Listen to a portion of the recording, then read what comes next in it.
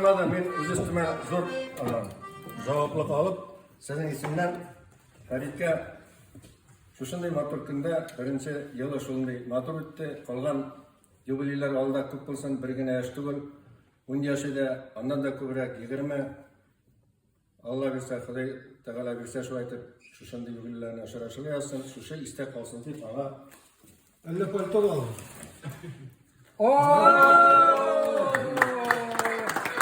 Talyan garmur, onun bayanı var, kronkası var. No Talyanı yok. Bunda yazılgan okuyuz garmur şudus bir yaş. Bir yaş.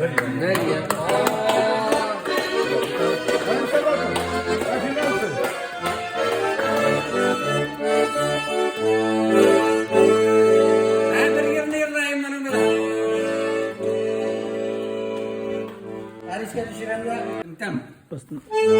Ana bahar bu Talyan bilen, bu ne bizim de bilen bile. Verelik ki bir yerini kalışırlarga bilmeyiridireyim ben ana. Bana benim babayının, babalar hürmet adamı hürmeti Ahmet abi, baba anam abi nasiha biler yırlatır, ben belek yaşakta şunu işitkeniyim şu yerine. Şu zor kilip sıktım, ben öğrendim.